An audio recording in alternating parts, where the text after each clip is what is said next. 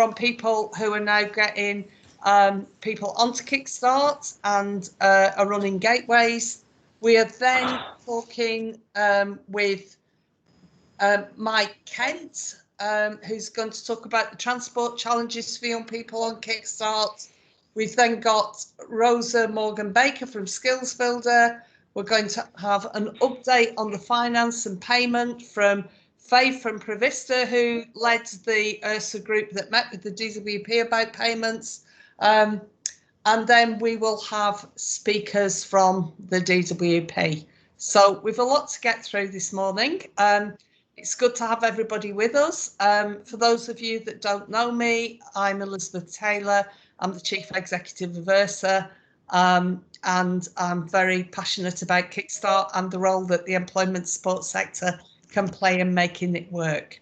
So I think as we've run this Kickstart Forum, which we started back on the 4th of September, in many ways we've done lots of problem solving, and I'm sure we'll be doing problem solving right through to the end of Kickstart, because it's a big challenge. We're all learning, we're all sharing for each other, and we'll always have these questions that we are posing to the DWP, to the Kickstart team and the policy team. So but we want to balance that out with the good things that are happening and sharing the good practice and the results. So what I'd like to do is just to start by just opening up the floor really to people that are present.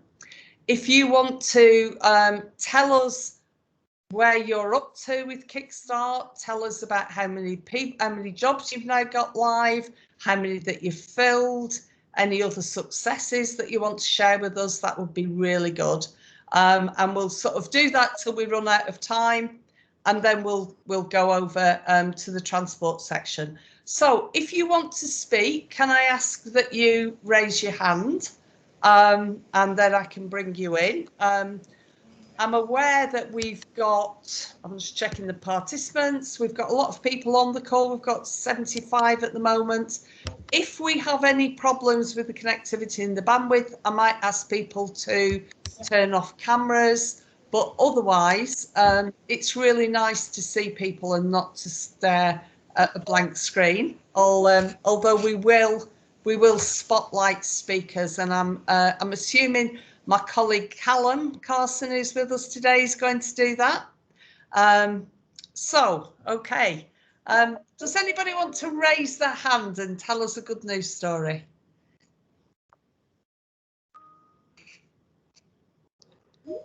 Yes. Trouble is, for some reason, I can't see whose hands are raised. Andrew, do you want to come in first? Hi, Elizabeth. Yes, good morning. Yeah, good news. I just posted onto the message, actually. We've got 27 young people in paid work now, which is really good news. We've got 84 grants that have been approved, so those vacancies are live. 27 people have actually started in their paid work, and we received our first remittance notice that one of the salaries has been reimbursed. So that's our first notification about that. So I'm interested to hear what happens with the finance discussion. Okay, that's great. And Andrew, do you want to just tell people the organisation you're from, your geographic footprint, and the sort of roles that you've approved? Yeah, no, very pleased to do that. Thank you. It's Impactful Governance. We're a community interest company, and we're based in Hertfordshire, although our vacancies are over Hertfordshire, Bedfordshire, Northamptonshire and London. Mostly, we started off by focusing on the community organisations, which is what we support generally, charities specifically, but actually we've had lots of referrals of people that like to work with us, which is really lovely as well, and we're getting people that are coming into us who are in the commercial sector as well. So we're supporting everybody, but the ultimate aim meets our not charitable, but our main purpose in life, which is having a positive impact on people's futures. So this meets with our agenda, so we really are quite happy to support any organisation. So yeah, that's really types of jobs. They're varied, many and varied.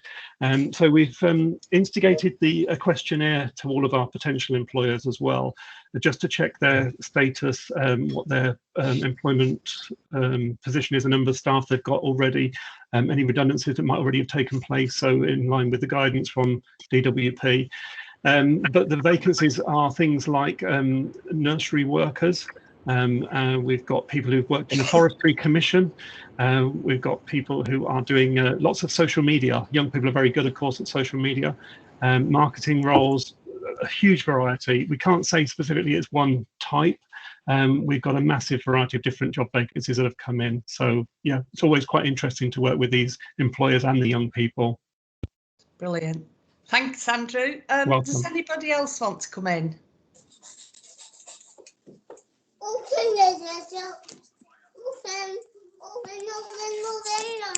No?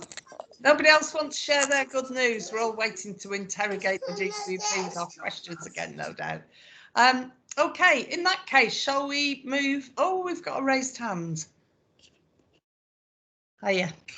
I'm having trouble with my mouse, so I'm going to use the screen. Eve, would you like to come in? Hiya. Yeah, good morning. that was me. I've got some good news stories.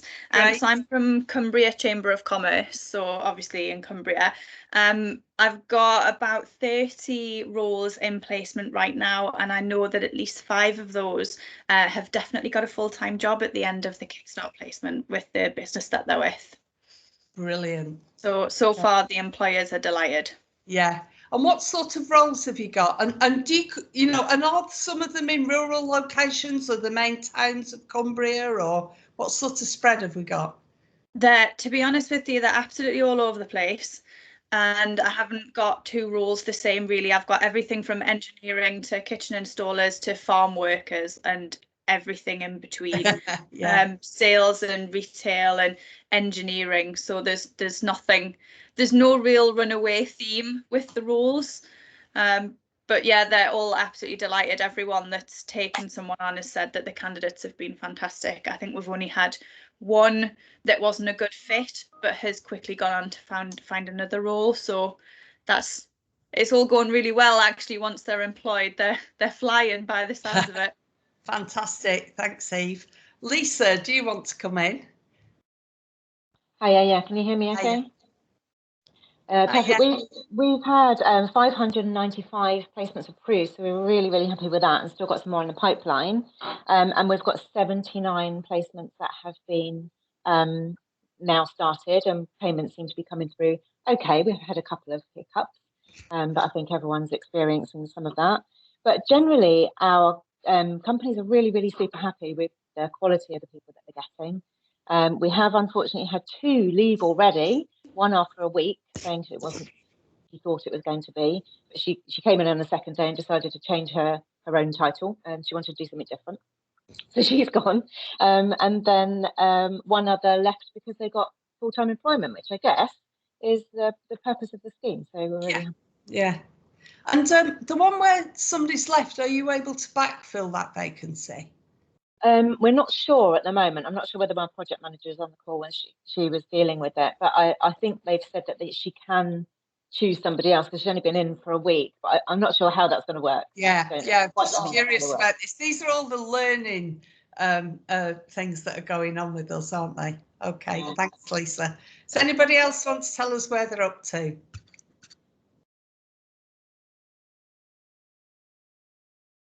Hiya. I'm Ian from Elba. I can actually kind of answer that last question if it helps. I had it happen with us. We had a candidate who we put into some pre-placement training, which was all part of the Kickstart scheme. And good for him. He got an amazing job after a week, so he'd been interviewed for another position. For me, it was simply just a case of letting the job centre know that this person was going to be taken off of their Kickstart placement after a week. And we managed to find another candidate that was also interviewed alongside him, and we put him into employment immediately. So it was just basically a quick switchover. It was just a case of sending the JCP, the unique reference number, the name of the individual, the job that they were in, and your KS number. Send that to them as a notice of termination. And then when you replace that individual, you basically just tell them that this is a replacement for that candidate. And it's the same process. When the person starts, what their name is, what the unique reference numbers is, and you should get emails back from both emails to state that the transition has changed. Brilliant. Thanks for that. Grace, I can see your hand raised. Do you want to come in? Yeah, good morning. We've got 35 roles that have now been placed, and we've got young people in there. And we've actually taken 4 Kickstarts on ourselves. And I just wanted to say like how great we've found the experience so far. The young people have been absolutely amazing, and we found that they've taken on roles that we didn't expect them to take on, and they're almost those kind of roles that we didn't know we needed until they were with us in the team. So that's been great to see, and it's been nice when we're speaking to employers that are kind of looking to join the Kickstart scheme. We can now use our own experience as a gateway and as an employer for Kickstart to kind of use that experience and say, actually, this is a fantastic scheme, and let's get on it. So yeah. Brilliant. Okay, it's good. I'd like to say that what we're hoping to do is to write an article from ERSA about this community of good practice and our successes, and to use some of these examples to reinforce that call for an extension into 2022. So I may be coming back to some of you saying, just give me a few paragraphs, give us some anonymous examples, etc. Anyway, I can see Peter has got his hand raised. And if you're going to raise your hand, please do it now. Don't be shy. It'd be really good to see a good list of who's wanted to speak. Anyway, over to you. Hi Liz, Peter from East Midlands Chamber again. Just to let you know, we've had 1,566 roles approved by DWP so far. We've got another 542 going through the approval process. So the appetite from businesses is still there, as it was in the beginning of the scheme when it was launched. We've probably got around 1,200 vacancies that's been sent over to the provision service to go live. Out of those, we've had just over 220 starts so far. So it's all going really good. Brilliant. Okay, thanks. And again, more than half of the roles that we've placed is digital type roles. So content writers, social media type roles, marketing, and IT type roles as well. Okay, that's music to my ears, because that's the Kickstart role that we've created at ERSA that we're hoping to fill in a couple of months' time. So that's really good. Okay, anybody else? I don't really understand what's happening with my computer, but the participant list is just like on a continuous roll. Callum, if you can see anybody's hand raised, can you help me out and tell me who it is? There's no one at the moment. Okay. Right, final call? No? Can we move over to Mike Kent then, please? Do you want to do your own introductions, Mike? Yeah, still we can't hear you at the moment.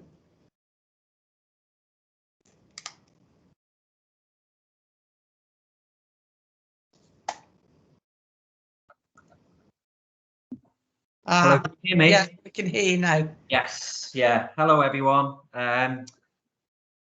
It's good to be on the call today, and thank you very much for the invite, and it's good to see so many participants on the call as well.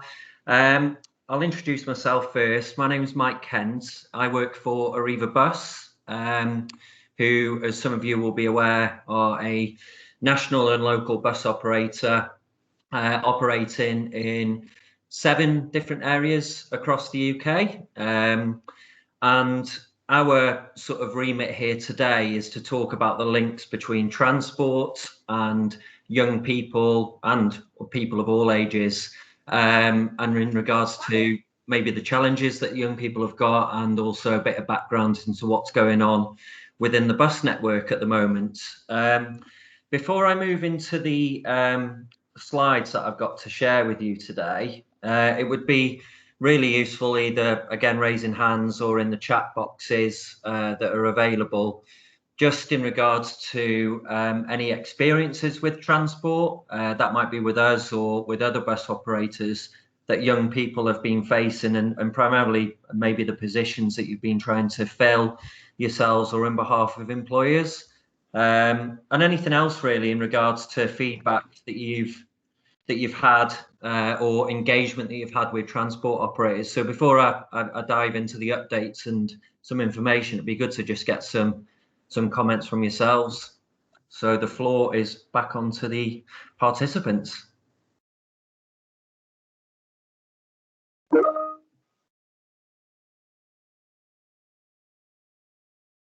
So I can see there that somebody has set up an Arriva discount scheme, Andrew, and how's that going so far, Andrew, in relation to that scheme? Hi, Mike. Yeah, we have promoted it and sent it out to all of our learners or employees. So we're doing the compulsory training element, and at the point of discussing the expectations of the job role, we're also introducing the Arriva option with people. Not sure directly how many people have taken up that option just yet, but it's a good option to have. Great stuff. Great stuff. And is there anybody else that's got some experiences, or both good and bad, relating to transport via this forum? Okay, well, if there are any other comments or questions or thoughts as I go through the slides, just feel free to let me know. Hopefully I'll be able to share my screen now for you. Just bear with me.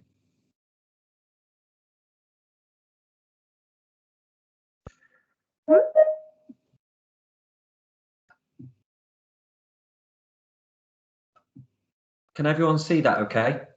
Yeah, I can see that. Great stuff.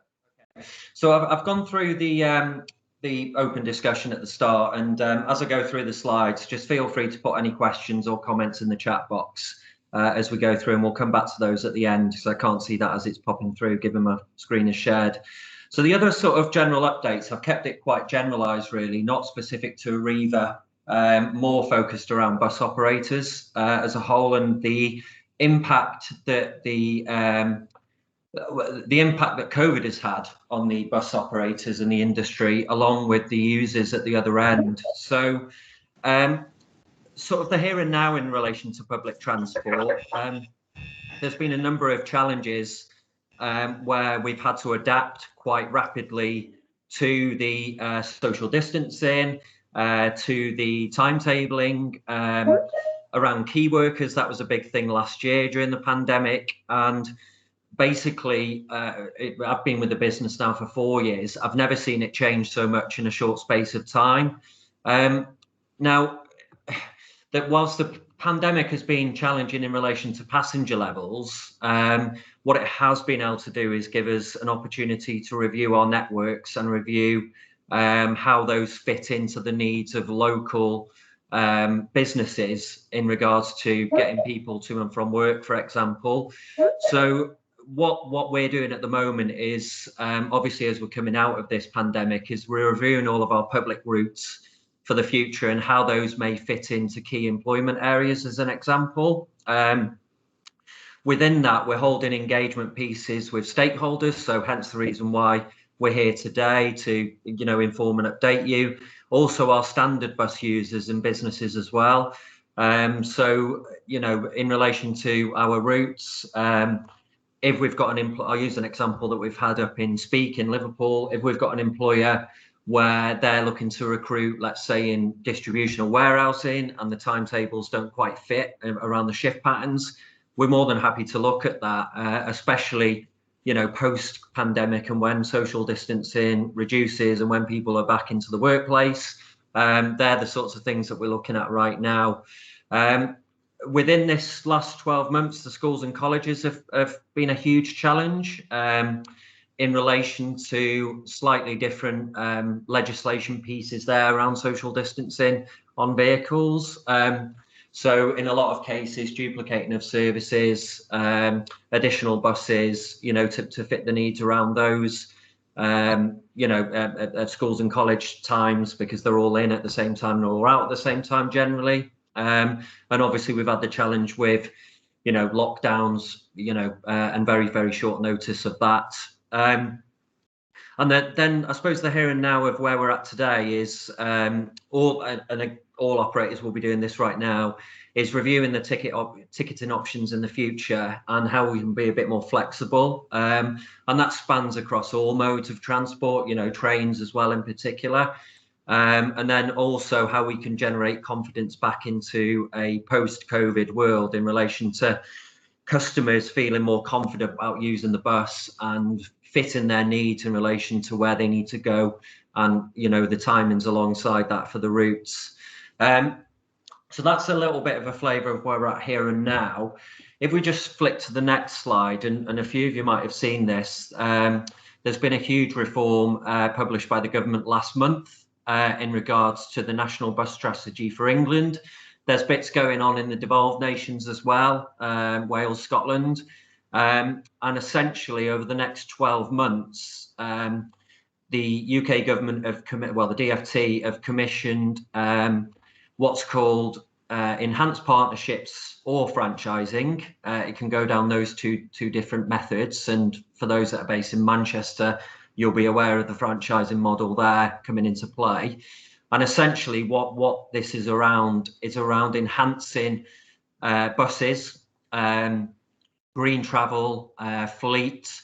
And the reason why the government have backed this heavier is because they see buses as an easier way to get people moving, and it's also, you know, that they don't have to do much redevelopment as they would do, let's say, on a train line, for example.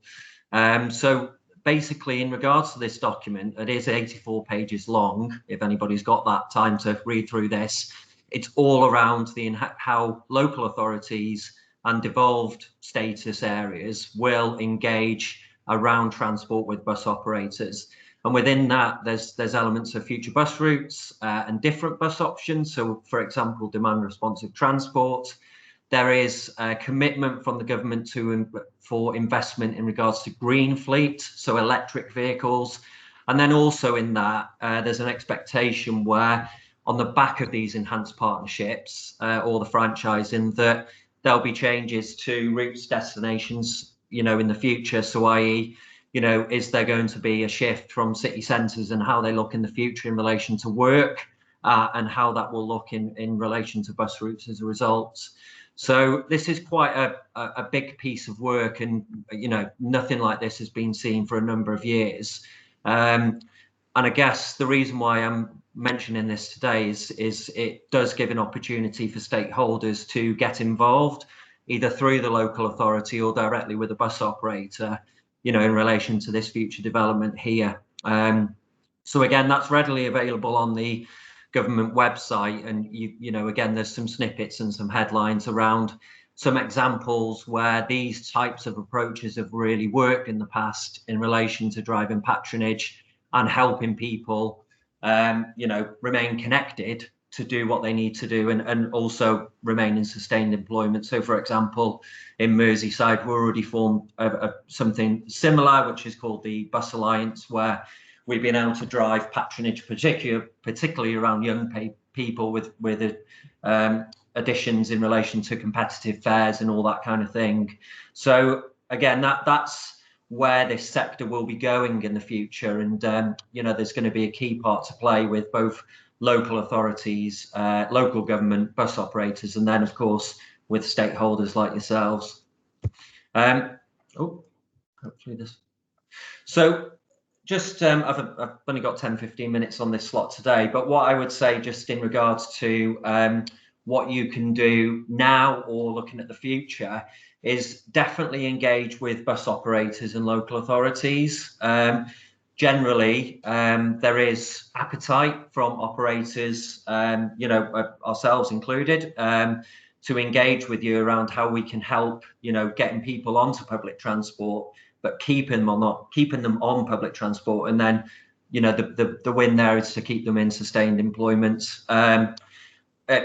Some of the other work that we've been doing in a similar arena is on the Restart programme, and that's working with the potential providers on that one in relation to really understanding and getting to the root of the role that transport plays for young people in particular, and the impact it has. And again, I'm glad someone has taken up ourselves on this, is to definitely think about how you can engage with bus operators on incentives, benefit schemes, and how that can be wrapped into, you know, for example, the placement of these young people that are going into jobs.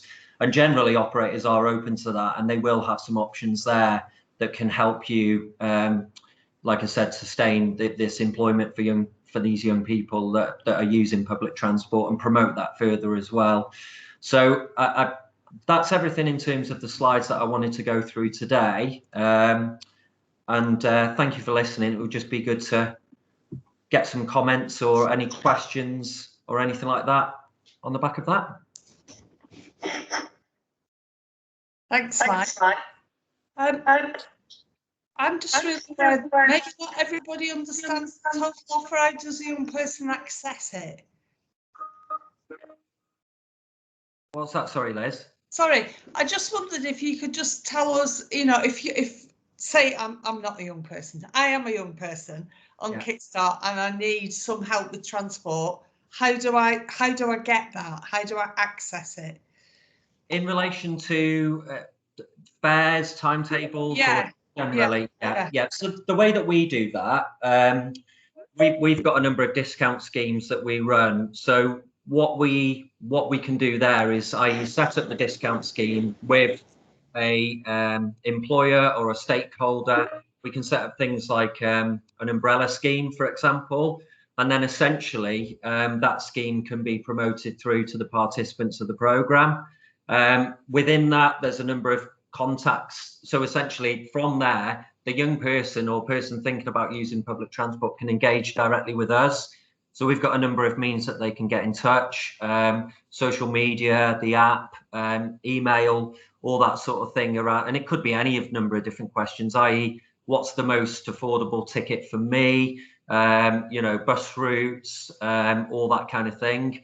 On the flip side, if there's, you know, employers or key destination areas which are struggling with public transport or the timetables are maybe just a bit out, then I'd definitely advise going directly to the operator, because I appreciate that everybody on this call might not be in an Arriva area, to engage with them, you know, even with the bus reform coming, engage with them now over, you know, well, we've got this bus route here, it's not quite fit for purpose, what can you do about it? What this pandemic has given us and what the challenges have given us is more, and you know, this sounds bonkers, but before all of the issues, you know, last year, it took 56 days to register a new bus route or make a change to it. You know, that's just bonkers, really, if you think about it. You know, what this is under the new legislation, we can be a lot more adaptable to timetable changes and a lot quicker. Okay. Right, thank you. I've got horrible feedback on my computer. I hope you're not all hearing that. Anybody else want to raise a hand and ask Mike any questions? No. Okay, thank you. Thanks very much, Mike. That was really good. No problem. Thank you. Thanks for that. I think I've set my glasses off now. I think we're moving on to Rosa now, Rosa Morgan, who's the Director of Development. And I've no glasses today, and I'm on the wrong pair. So it's Rosa and Adam. Yes, it's just me today. Yeah. Oh, just you. Rosa, introduce yourself and go for it, and then save me my embarrassment. So it's great to have you with us. Thank you. Brilliant, thank you. So yeah, morning everyone. It's a pleasure to be with you today. Thank you so much for having me. My name is Rosa Morgan Baker and I'm Director of Development at the Skills Builder Partnership. And I'm going to be sharing with you one of a number of ways that you can support your participants within the Kickstart programme to be able to develop their essential skills. I have been having some issues with my internet, so if anything kind of goes awry, do just ping a note in the chat and I'll be able to see if I can sort something out. Brilliant. I'm going to see if I can share my screen. Let's see if the internet will play ball today. Brilliant. And hopefully that's sharing. Is that working? Yeah, that's fine. Perfect. Thanks ever so much. Brilliant. So I'm going to start with a bit of an introduction to Skills Builder, because I think there are some people in the group today who are really well aware of us, and some of our partners are here, which is great, but also others who we will be new to. So a bit of an introduction to us. We are the Skills Builder Partnership, so we are a organisation that brings together educators, employers and impact organisations, all to be able to support individuals, so young people and adults, to be able to develop their essential skills. And by their essential skills, we mean kind of the 8 skills that are listed at the top there. So we've got the 2 communication skills, listening and speaking, the 2 creative thinking skills, problem solving, creativity, the self-management skills, staying positive and aiming high, and then the collaboration skills, leadership and teamwork. And as an organisation, we started around 11 years ago by a group of teachers who were really worried that actually their students, though they were doing quite well academically, in terms of the skills that they needed to be able to employ those academics in the world of work, they were really far behind their more privileged peers. And they really struggled with things like being able to push their kind of work together within a group, kind of around their coursework, motivate themselves to the end of a project, articulate how they've demonstrated their skills through their schoolwork, and it really meant that kind of for them to be able to move into the world of work, they were going to find it really difficult. So what those teachers wanted to be able to do was create a curriculum which was going to help those individuals to be able to build those skills in the same way that they would the academic skills, maths and literacy. So thinking about actually how do you use that same pedagogical approach to be able to break down these essential skills. And what they realised was that the national curriculum is absolutely brilliant at breaking down the academic knowledge, but not so great when it comes to breaking down the skills that you need to be able to apply that knowledge. So where kind of within the curriculum you've got really clear tangible points in terms of like what progression looks like and how you can move forward, the same wasn't there for the skills. So that's what they created. And kind of over the last 11 years, kind of fast forward to now, we've now become a impact organisation that's bringing together others rather than just working in silo. We know that we're not the only people who are trying to develop these essential skills. So we have over 500 schools and colleges across the country that are working directly with Skills Builder, and just over 75% of schools and colleges, secondary schools and colleges, are using the Skills Builder framework and approach. We've got over 100 employer partners who are using the framework to be able to support their recruitment, their learning and development initiatives, and their outreach to young people and adults. And then we've got over 130 non-profit organisations who are also working with us to be able to build the framework into their programme design, their impact measurement and staff training. And what we're really trying to achieve is for one day for everyone to be able to build these essential skills. And kind of what we mean by those and kind of what those essential skills are, if you kind of think about it like this triangle here, you've got the basic skills at the bottom where they're the fundamental success to success. So you've got literacy, numeracy, digital skills. You've got your technical skills at the top, which are usually quite specific to a particular industry or those skills that you need to perform a particular role. And then those essential skills are the ones in the middle, the glue that ties everything together. They're really transferable and they're essential to for education in any role. And we are working to ensure that everyone is able to build those essential skills. So the framework itself, which I'll go through in a moment, was created in collaboration with Skills Builder Partnership, the Careers and Enterprise Company, the CBI, CIPD, the professional HR body, EY, the Gatsby Foundation, who wrote the Gatsby benchmarks for career guidance, and business in the community. So we've got giants from education and employment have come together around this one common language and approach to building these essential skills. And if we kind of take a look at one of the skills within the framework and kind of actually how it breaks down, what we have is that each skill is broken down into 16 steps, and the language that's used for those steps is completely age neutral. What good looks like depends on the context in which you're applying it. And that really helps to make sure, especially with that transition into employment, and as we're thinking about those Kickstart participants, it really helps to make sure that they're able to think about the role that they're doing and actually what they need to be able to do to employ that particular skill within the role.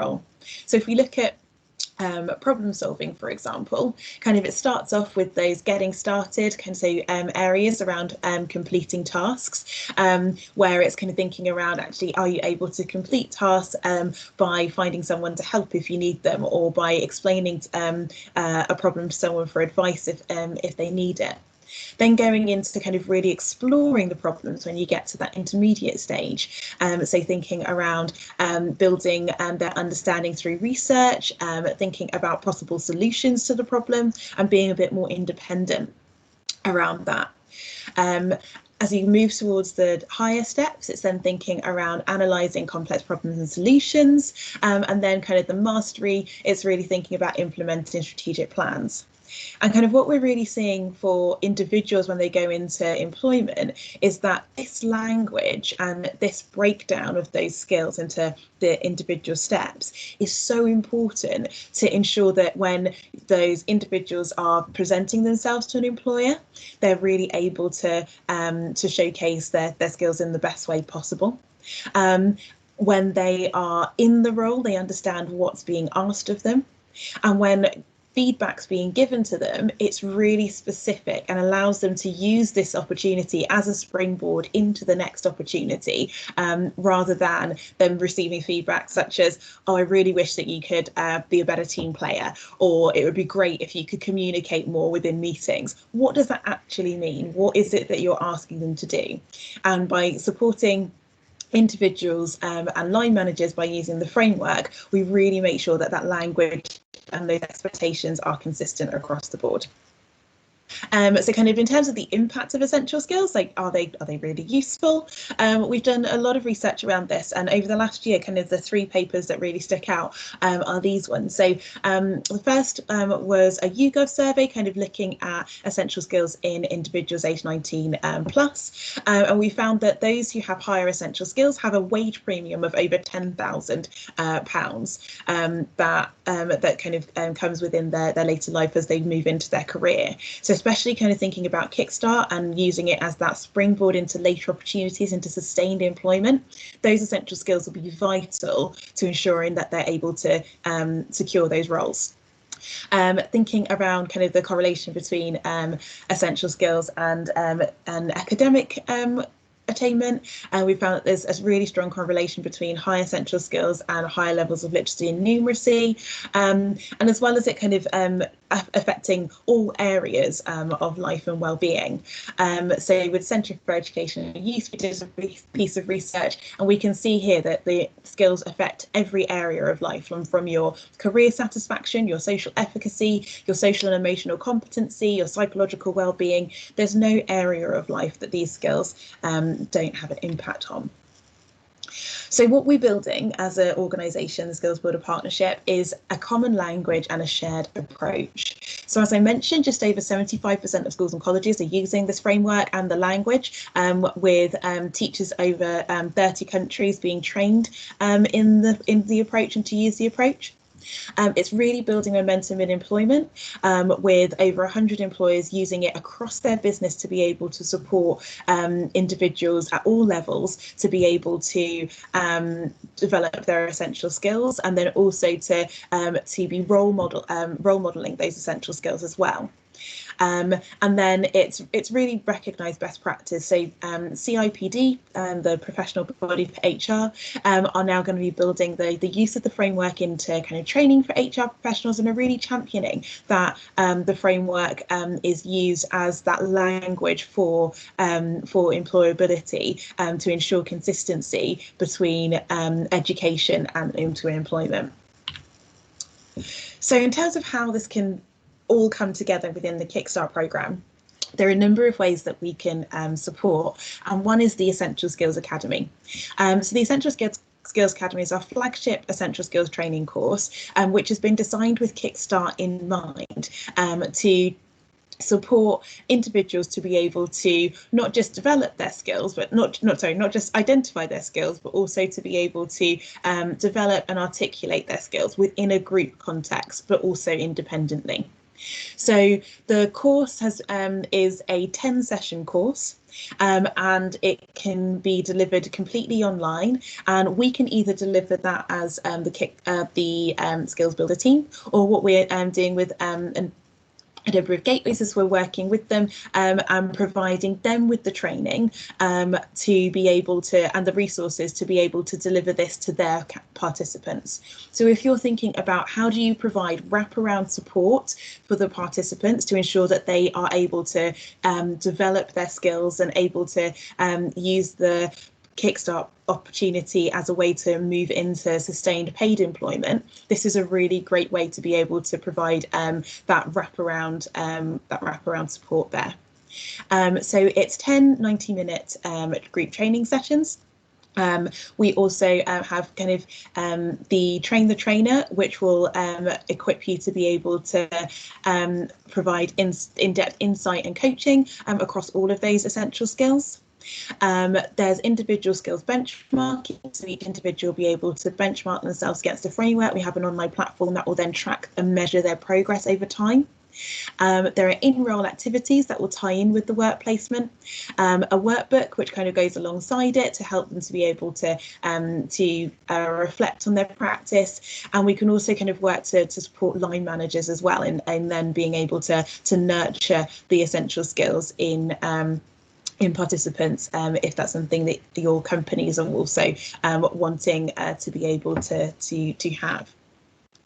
So just dig into the course a little bit more. It's broken into 3 areas, so kind of thinking about how you identify, demonstrate and articulate essential skills over those 10 sessions. And the first session is really looking at providing an introduction to the essential skills framework, helping them to benchmark themselves against the framework, and I'll show you kind of the tool for doing that in a moment, and then allows them to be able to bond as a group. Now this is really great if you've got participants who are kind of either all in one company but maybe don't get a chance to see each other, and you want to be able to kind of bring them together as a cohort, or if they're across multiple companies and don't have any other Kickstart participants, or don't have many other Kickstart participants in the company that they're being placed with, because it allows them to be able to come together with others who are in the same position to kind of bond with each other, to learn from each other's experiences, and to be able to kind of grow together over the course.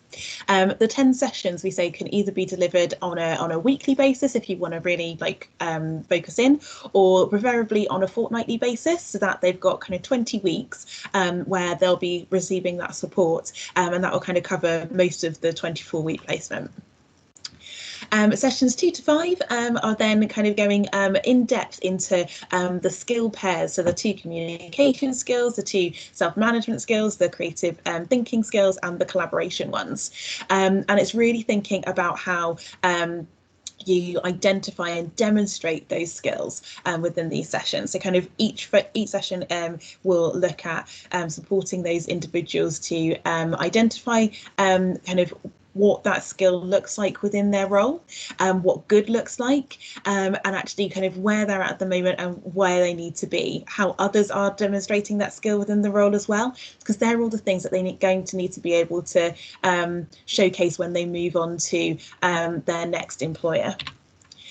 Sessions 6 to 10 are then thinking about actually how do they articulate that. So it's brilliant that all the way through the program they're going to be practicing their essential skills in the role, but for Kickstart to really take off, and it was brilliant to hear some of the good news stories already that people are kind of getting settled into their role, and people are really starting to think about the types of support that they could provide to make sure it's a meaningful opportunity.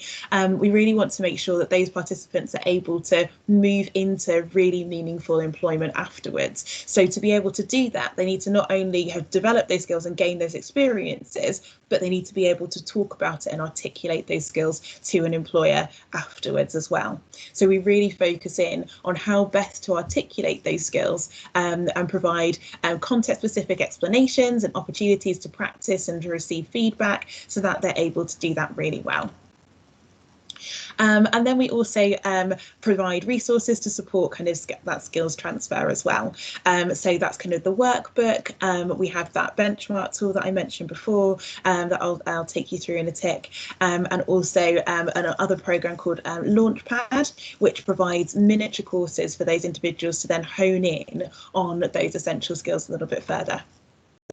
For the facilitator, so if we're delivering it, then we'll deliver it directly to your participants. If you opt for the trainer option, then we will train you to be able to deliver it, and then there's also an awful lot of support for facilitators built into the delivery platform.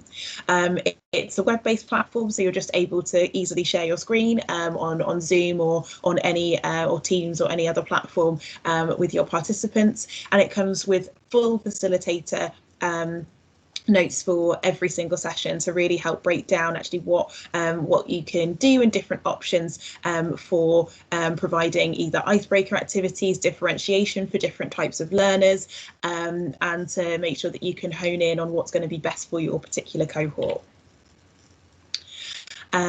So yeah, each session will start with one of these guide screens, which will then take you through the different aspects of the session. There's also a facilitator guide that goes alongside it, which allows you to be able to see kind of a play-by-play as to what might happen within the course. So as I mentioned before, two of the other things that come along with the Essential Skills Academy are Skills Builder Benchmark. So that's our online tool which enables an individual to assess themselves against the framework. Now this is actually available to be able to be used outside of the Essential Skills Academy. So if you're thinking actually we've already got our training in place and that's all great, you know how you're delivering it, what might be useful is to just use the benchmark tool as a way to be able to measure and track progress within these skills, and to be able to also identify across your cohort if there are particular skills gaps, particular areas of focus where you want to be able to pinpoint your training, or particular things that you want to be able to share with the host businesses that they should note that their participants are maybe struggling with or really excelling at. So this is a really great way for you to be able to showcase the impact of the placement for your individuals. And what we provide with the Skills Builder benchmark is an administrator. Each individual is able to have their own login, but then you're also, as the administrator, able to have a login where you're able to see all of the participant scores and collate and download that, set different assessment periods, which will automatically send out an email to those participants to say it's time for you to assess yourselves in particular skill areas, and you can also choose which skills that you would like them to assess in, so it doesn't have to be all 8 essential skills. We also have other resources and tools that might be useful for you to be able to build in. And the second thing I mentioned, I think I've got a couple of minutes left, so is just to whiz through Skills Builder Launchpad, which is our online platform. So I'll just see if I can bring that up. Won't open for me. Great, love it when the internet works. 1 second, I think I had it open earlier.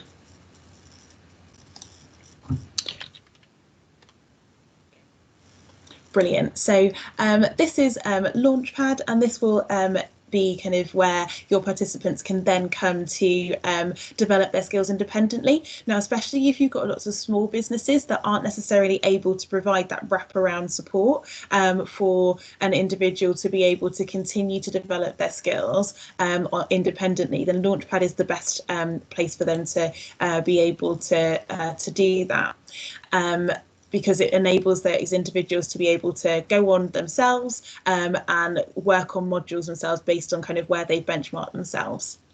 So if we can continue with one of the modules that I've started before, what you can see is that it's got the structure of kind of that follows the academy in terms of identify, practice, and then articulate. It goes through kind of why that skill matters within education, why it matters in the workplace, and why it matters in the wider world within the identify section. And this is really helping them to understand kind of what that skill is and how they can use it.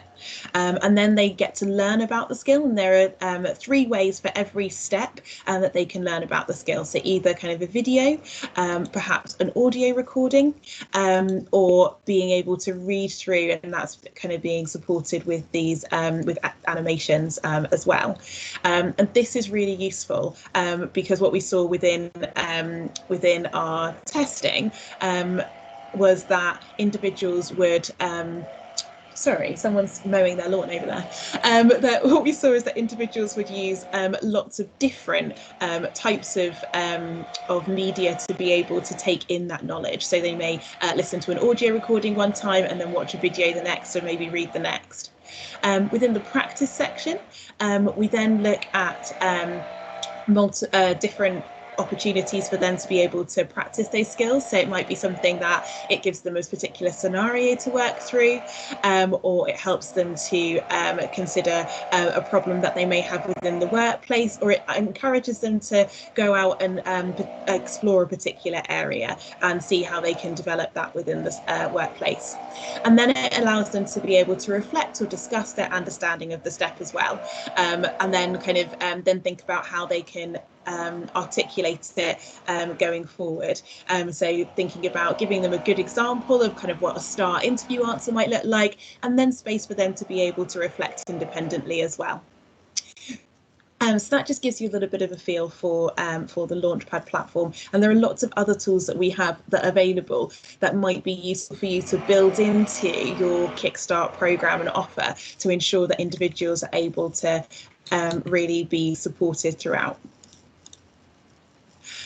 Just to touch on in the last couple of minutes, a couple of case studies of those people who are already using the Essential Skills Academy and the Kickstart and the Skills Builder resources to support their Kickstart participants. The first is Network Rail, and we're really excited to be working with them to be able to support all 300 of their Kickstart participants with the Essential Skills Academy. This will be delivering that directly to the participants and kind of taking on new cohorts on a monthly basis. And Network Rail have decided to use the Essential Skills Academy because they're really keen to ensure that not only do those young people get kind of that wraparound support, but it also kind of takes some of the pressure off their line managers and gives them a really great grounding for them to be able to have really tangible conversations about their development. So they'll be kind of tying together the line manager conversations with the Essential Skills Academy, so that they're able to kind of work through that together all the way through. They'll also Boots are working with us to train their line managers to support their Kickstart participants and make sure that they have the knowledge to be able to ensure that each of those participants gets really great tangible feedback on how they can develop their skills. And then Creative Arts East is a Kickstart gateway, and they're using the benchmark tool to support their participants, seeing actually at the beginning and end of the program, beginning, middle and end of the program, kind of where they're benchmarking, and then they're going to be tailoring their training around the benchmark scores that they see and the gaps that they see within essential skills across their cohorts. So that's kind of it from me. I'd love to open up to the floor to any questions. I guess kind of if I were to say I'd like to take 3 things away from today, it would be to explore the universal framework and see how that might be useful to embed within your program, to benchmark your own skills using the benchmark tool. We'll share these slides afterwards, and then also do get in contact to see how we can work together to be able to explore next steps and work with you either on the Essential Skills Academy or to use some of those tools and resources to support your participants.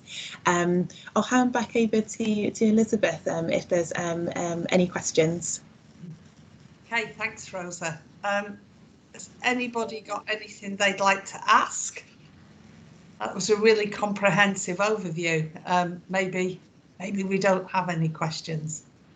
But if you have, can you raise your hands? I can't see any hands raised at the moment.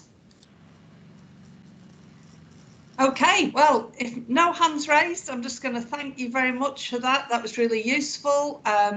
Really great information to share, really have to say thanks for letting us have that insight.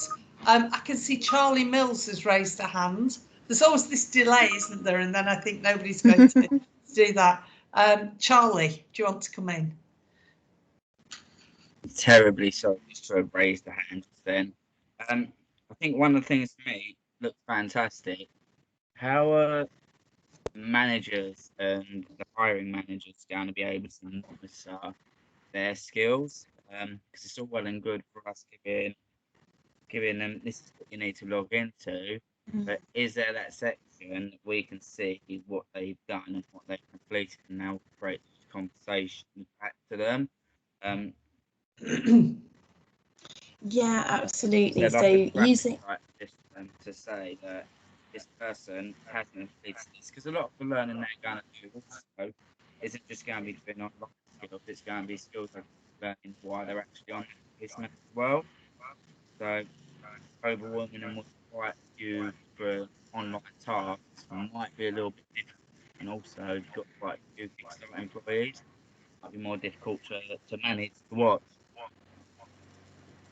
Yeah, absolutely. Sorry, the line was a bit crackly, but I think it was I think you were asking around how do you get the how do you support so how do you support line managers to understand what the participants have done within the program? So there's two things. Make sure that they're aware and on top of it. Yeah, absolutely. So firstly, that benchmark tool, the administrator side of the benchmark, will allow you to be able to see how each at the different stages, how each of those individuals have assessed themselves. So what other gateways are doing is they are taking that information and downloading it and then sharing it with each of their companies. So then they can see kind of their candidates, actually these candidates, and this is how they benchmark themselves at different times. Those individuals are also able to take that along with them to their line management conversations and things like that. And there's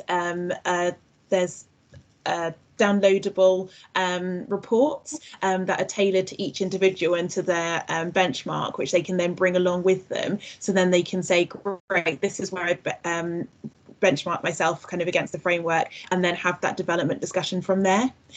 In terms of Launchpad and kind of the opportunities for individuals to enter their details kind of through those courses, what other companies have been doing is they've been getting individuals to share their responses and kind of go through on the platform together, and kind of because most one-to-ones are now going to be online, not in person. So they've been going through kind of the reflections together through that. And those on the Essential Skills Academy, they will have everything tracked through the through their workbook and through that online platform. So we'll work through together and then share that with each of the host companies as well. So there are lots of ways to be able to ensure that those participants are actually completing the tasks and that they are getting the most out of it, and that impact is being achieved as well. Yeah, that's brilliant. For me, it's personally enhancing the experience of the young employees. So if we've got something that's going to allow them to do something on their referrals, and that's fantastic, because that puts in their back. Anyone who's obviously a little bit behind, then we'll already have that information, maybe have those great conversations around them on what they need to do in areas they feel that they can improve on, and then we can look on how we can support in those areas. So yeah, that's fantastic. Thank you. Yeah, I think that's one of the things that we've seen a lot, where often these participants or these young people, they're going into the business and they're receiving feedback for the first time in a professional way, and it just can sometimes hit as kind of it being personal feedback, and they feel like it's actually against their own character and personality, rather than it being actually professional constructive criticism to help them improve. Whereas if they've been able to take part in something like benchmark, if they've been able to actually look through and see what the expectations are and assess themselves against those criteria, and then talk about it with someone, then it's more of a discussion, and it's not someone kind of providing them with feedback that can seem jarring, and then it allows them to be able to kind of take that on board and improve because they're already picking out their own development areas. So I completely get what you mean in terms of giving them that well-rounded experience, and hopefully this might be able to support your participants as well. Definitely, thank you. Were there other questions? Yeah, I can see Adrian Butcher's hands raised. Hi, Elizabeth. Hi, everybody. Well done, Rose. A great presentation. Thank you. A few questions occurred to me. Funny enough, I saw another skills platform a short time ago, and one thing is there's presumably quite a lot of data capture here. So you can start to aggregate data and understand where the areas that people see themselves as most efficient in and so forth. Yeah, absolutely. Yeah, and that's what we're seeing a lot across businesses, where they're kind of benchmarking across multiple levels of the business and actually seeing where are the skills gaps across the business, where are our senior leaders actually kind of doing really well modeling those skills, where are there still gaps in their skills, and kind of where do we need to be able to provide training for them, and also for those, like especially for kind of initial entrants and kind of Kickstart participants, ensuring that they get a really good idea of actually what good looks like at different levels and what they need to be aiming to achieve. So yeah, it's definitely a great way to kind of be able to capture for us all of that data. And what we'll be doing kind of on an ongoing basis is kind of reviewing actually what does that state of the nation look like, kind of where are the wider skills gaps within essential skills, are there particular trends at certain levels and for certain ages, and things like that. Great. So that occurred. So from that, the natural next question is, obviously this is hosted somewhere. Do I take it that individual companies that use this effectively get their own instance? I'm thinking from a sort of a computing point of view. They get their own instance. They therefore they can build their own reports. I'm just wondering how you use this as an information system, and again, is it a bit like buying into Salesforce, for example, where you get your particular instance of it? I just wondered how that sort of hosting and data works, and obviously has a GDPR implication as well. Yeah, of course. So it's not as sophisticated as your own Salesforce. We can dream one day. It's kind of a simple data management platform, kind of at the back end. It's managed externally, so all of the data is really secure. We have kind of the GDPR permissions that are given by each participant when they register. But it's in terms of those companies, they will have access to their own administrator platform. So it will be for that particular company, each individual, they will have a code that they will then type in at the beginning when they register, and that will assign them to a particular cohort. And you might want to do that if you're as a gateway, you might want to do that and kind of have each cohort as a different company, or if you're an individual company, you might make cohorts within your company, so kind of different teams or different departments, different start dates, so you'll be able to manage kind of how you group those participants, so then you're able to analyze the data in the best way that you would like to. So each company can take that aggregate data for their own participants, and then we as Skills Builder are still able to kind of see kind of the overall data at the end, but completely anonymized. Okay, and just one more that I'm sure is on everybody else's mind, or if not, I wonder why not. How do you cost price this, whatever? What's your model? Yeah, absolutely. So for the Essential Skills Academy, to be able to receive, if you were going to say down the train the trainer route, to receive the tools and resources and the training, it starts from £4,600, and it just depends on, but there are discounts available for small or micro organisations, so it's kind of a scaled model. So it would be more to kind of get in touch, and then we can talk through what the best pricing would be for you. academy. And the same goes for the benchmark tool. It's a scale pricing model, starting from £200 to be able to have those administrator licenses, and going up depending on the size of your organisation and turnover. Yeah, it would be great to have a conversation, and we can work out what would be the best for your organisations.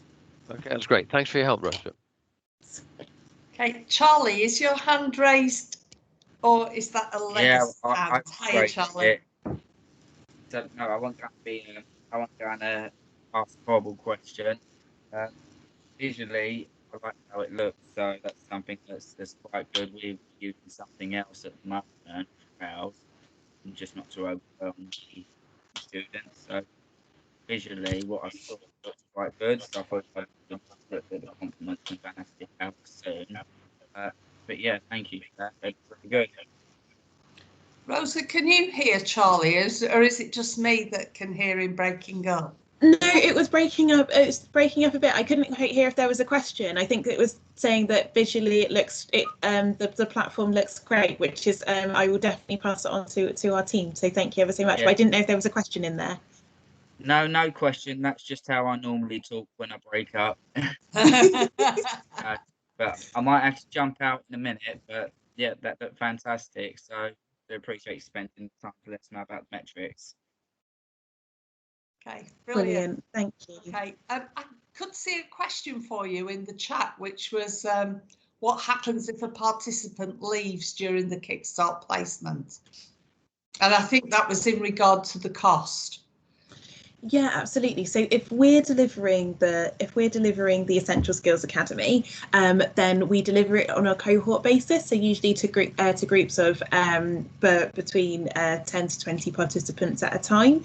So we would still continue with the programme with the remaining participants, and we would always say to maybe overbook by one or two, so that we can ensure that we're kind of filling each of the cohorts and we don't end up with just one participant left at the end, because it takes the same amount of time for us to be able to deliver, whether we're delivering to 20 participants or 2 participants. The pricing remains the same if we're delivering it. However, kind of if we're doing the train the trainer, we're building your capacity to be able to deliver the program. So you'll have all the access to the tools and resources to be able to deliver it, and you can continue to use it from there.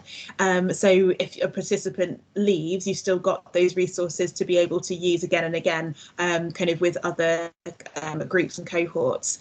With the benchmark tool, the licenses for the administrator access are per 200 users. So for one license, you get 200 users that can access it.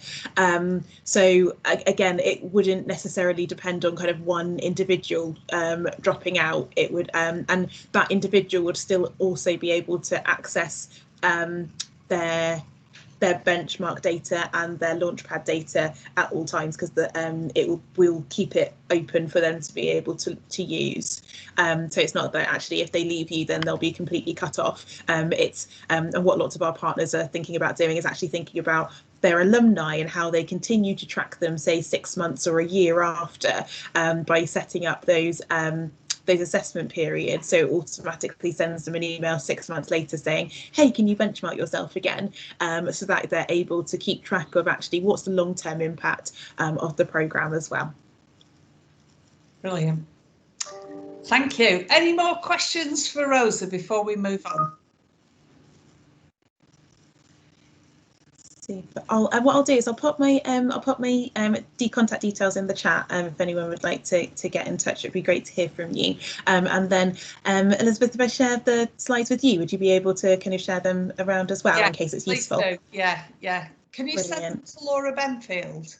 I will indeed. Yeah, perfect. Perfect. She's not with us today, but she'll be back at her desk on Monday. So yeah, that's great. Okay, thank you very much. That was really, really good. Thank you. And just a bit of a call for anybody else who'd like to present at a future forum. Remember, this is a community of good practice, so we're be really keen to hear from others. So Lisa Barstow has nobly raised her hand and said that she will cover the session that Faye was going to do. So that's much appreciated. Unfortunately, Faye is ill today, and Faye had sort of coordinated the group that was asking questions about finance. So I'm going to just ask this question because I don't know whether we have been sent Faye's slides. So I'm going to, if you can just bear with us, people. Callum, have you received anything from Faye? No, I haven't got anything through yet. Lisa, can you wing it without those? I can wing it, absolutely. What Brilliant. I can do is I can share with you the notes that I took and the things that I asked, and then if anyone's got any specific questions, if somebody can help me kind of get those questions off people, and if I can answer them, I absolutely will. So it was a really good meeting. There was a lady called Michelle Huffendine there from DWP, and a guy called Stephen Curry, who did actually give us his email address, which I'll pop in the chat later. I'm sure he won't mind. And he's actually solved one of my problems in the last week. So he's going to be a really good contact for us. So they did share with us a contact for any payment inquiries. Now, I think there has been some a communication come out with those details, but I'll put those in the chat. But it was kickstart.paymentinquiries@dwp.gov.uk. So anything to do with payment inquiries, then that's your go-to person. So they confirmed that they would aim to pay the initial grant 10 days. I'm sure most of you probably know this already, but I'll just go through it. So 10 days after the start date of that person starting, they will send out the payment. So generally within 5 days, you'll get a remittance. And then 5 days after that, then you'll get the payment. So if after, say, 7 or 8 days, you haven't had a remittance, it's worth just chasing that up on that kickstart.paymentinquiries email.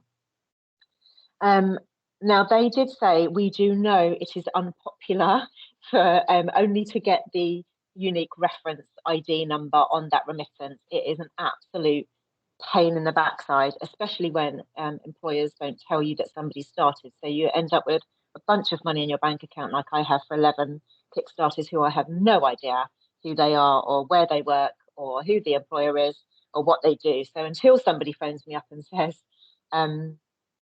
where's my money? I have no idea who these people are. So it is just the way that the civil service works. That is for their outsourced provision.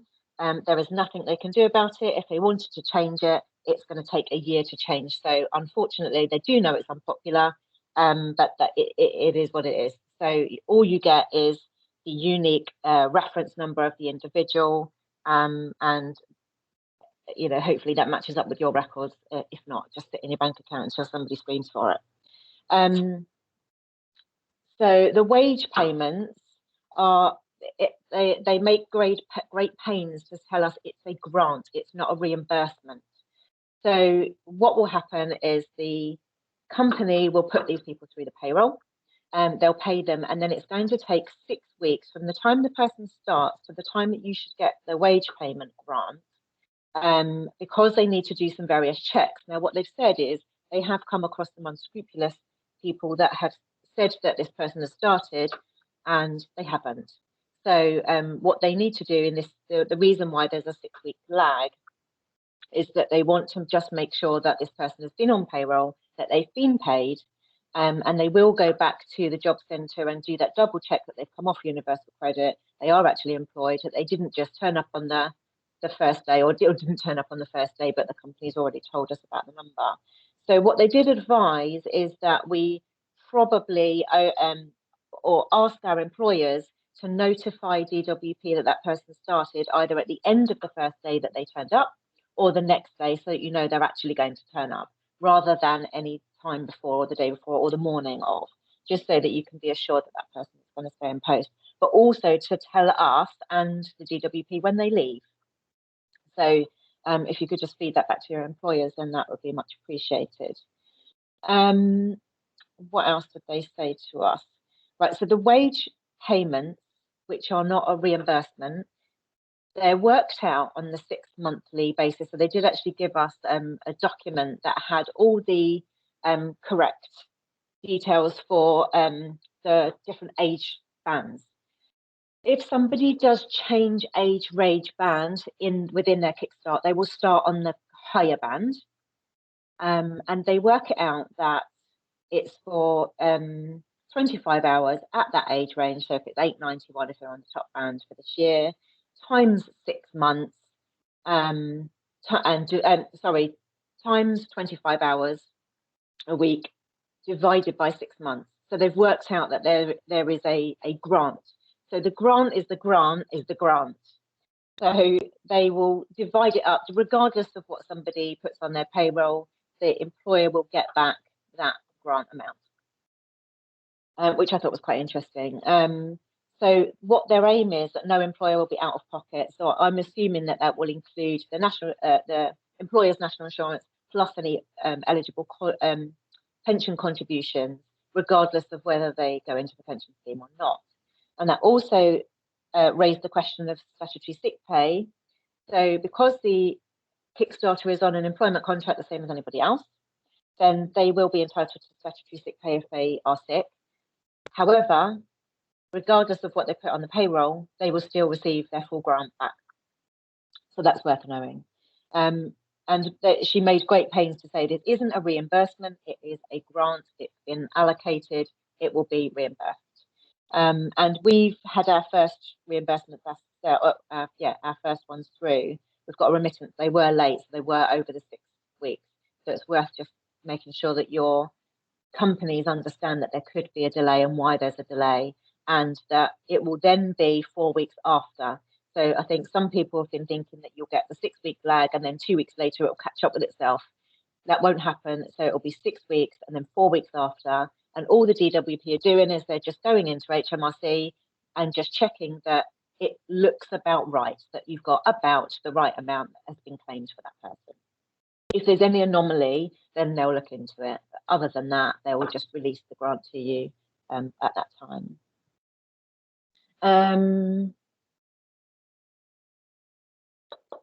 What else? I think that was pretty much what I took away from the meeting. So if anyone's got any questions that might jog my memory if it came up, then I'm happy to answer any questions. But if somebody can help me kind of with their hands up, then.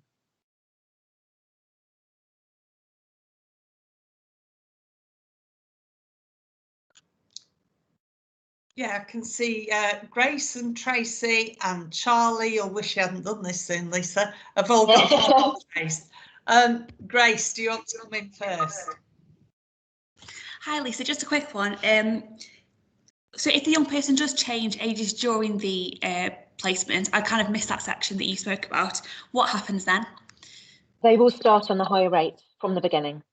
Brilliant. So it will just be calculated at the beginning. It will be calculated on what their end date on their end age, and then it's just literally times 25 divided by 6. That's it. That's what you're getting paid every month. Perfect. Thank you very much. You're welcome, Grace.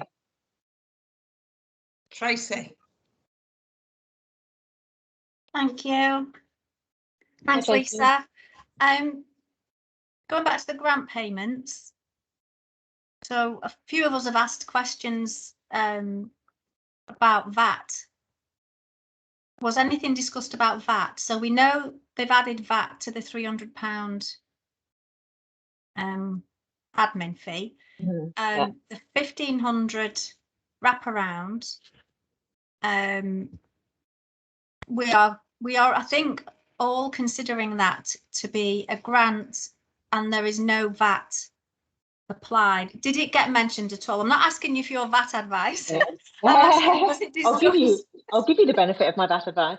But what they did say, what the DWP said, this Michelle Huffenden was very, very clear that they cannot answer that question. They will not answer that question, and they are saying it's down to us checking with our own individual accountant.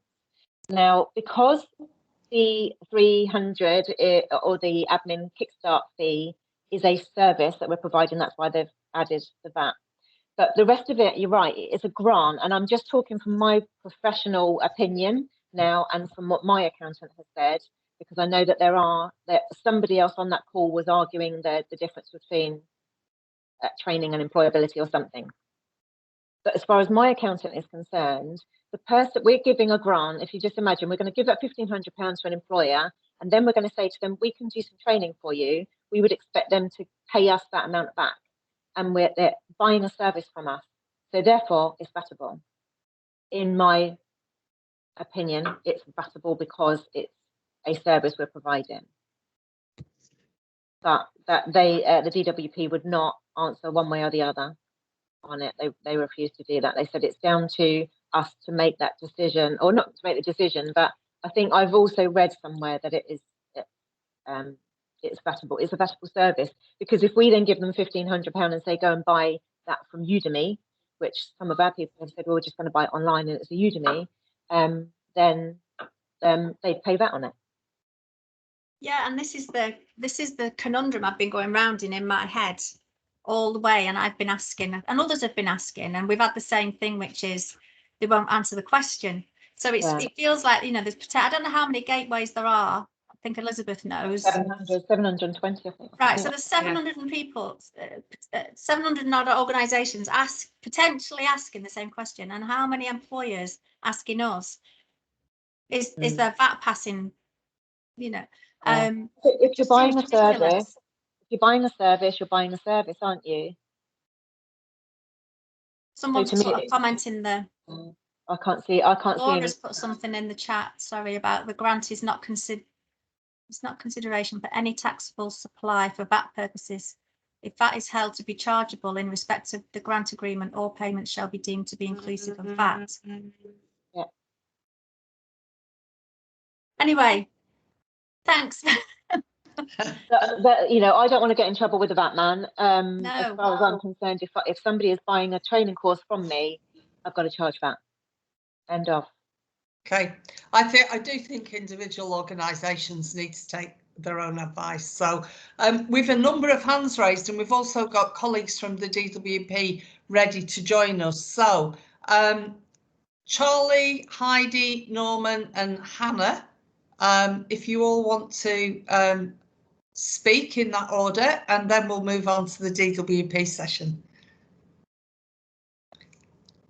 Charlie, was it the first one? Charlie, please. Yeah.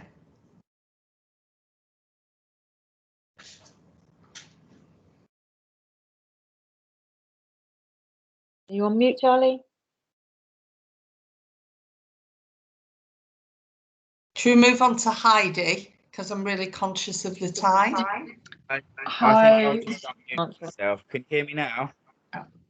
Yes. Oh yes, I can now, Charlie. You might get Sorry, Heidi. feedback. BCHA technology. One thing I've noticed in some forums, there have been companies using 2 gateways. Oh. Now, an employer is taken for one specific role, but the gateway that's actually taken on to place that role, it turns out that another gateway that the employer had nothing to do with has received payment for funds, which shouldn't be belonging to them. So what's the issue with that? Because what I've seen is there's nothing we can do. Because that money's being allocated to where it shouldn't be allocated to the gateway that is supporting organisation with these skills and other things that they are providing to the company that they're supporting. This has happened to it certainly happened to us, both sides, and for anyone else that didn't hear that, it was where somebody has gone through 2 gateways. They've paid the wrong gateway, and at the moment we are exactly in that position, Charlie, ourselves, and it's very, very frustrating because we're in the, you know, possibly losing two customers out of this. One was it was definitely our vacancy. We got the notification that the vacancy had gone live. The employer gave us the reference number. We never received the grant for it. It went to another gateway. And DWP told us, so this Stephen Corrie looked into it and just said, yeah, there's absolutely nothing they can do. It's now happened to us again, where the company's got really, really cross with us. And we, you know, it's not our fault that they went to Bradford Council and got those places through there, but they also applied through us. And the vacancies that we've received money for were for the other gateway. But we can't see that there's any way of resorting that out. So I sent a message to Nick Riddle yesterday and trying to get an answer for that, because it's really unacceptable that happens, and you're not the only one that's happened to. So for me, looking organisationally, what I think we might have the option to do is just throwing out an idea and thinking out loud. If we are getting gateways or want to use us, should probably only associate us with that particular gate with this particular gateway. You're breaking up. I really can't hear you at all. Can anyone else hear? No, I think we need to move on, Charlie. Sorry. Should we move to Heidi? Please put it in the chat though, and we can maybe pick it up later. Yeah, wicked. Heidi. Sorry, Hi, Lisa. I think mine's quite quick. I just wanted to confirm what I think I heard you say. So with the payments, I think I heard you say that once we've alerted DWP to the fact that that Kickstarter has started, there's then a 6-week delay before we'll receive the monies for their salary, and then there's a further 4 weeks before that then starts the kind of cycle of how we'll receive the monies. Is that right? Yeah, so another 4 weeks after that. Yeah, and then it will just be a rolling 4 weeks after that, would it? Yeah, absolutely. Yeah, brilliant. All right, thank you very much, Lisa. Well done for the winging it. It was brilliant. Oh, thanks. Hello. Anyone else? Norman and Hannah have the hands raised. So if you come in quick, if not, we're going to move over to the DWP session. Hello, just a quick one. Can you hear me? Yes. Yeah, just a quick one. If somebody starts and the initial 1860 has been issued, and then that placement doesn't work out, has that been covered at all? I might have missed it. There will be no clawback on it as far as we're aware. So when you say it doesn't work out, after how long are you talking? Like, yeah, well, this is to raise this with the DWP. There was a young person who got off to a rocky start. Fortunately, it has worked out and everything's going fine. But it did pose the question that if they start and after say a week or two, you know, they stop working there. The DWP locally said that there's some sort of cut off after 6 weeks, because obviously if it doesn't work out for the young person, they then need to re-advertise and redo it again. So, but I've not came up earlier. Sorry, Norman. I think that came up earlier, and somebody said that you can, and they've had that experience of it. We've certainly had that as well, and you just need to let them know what your Kickstart reference number is, the individual's unique reference number, and say that you want to replace that. So I haven't heard about the 6-week thing, but that sounds reasonable. I'm not sure then whether that triggers another £1,500 or whether that would be after that 6 weeks. I'm not 100% sure on that answer yet, but you can apparently get a replacement fairly quickly without having to reapply. Right, because I thought that you had to reapply, like send it off to the vacancies team again. Not as far as I'm aware. I think this is only just very new, but somebody on this call has actually done it, and they called it a replacement. So I did write a note down there about you have to give them your Kickstart reference number, their ID number, to the placement vacancies email, and say that you want it replaced. Brilliant, thank you.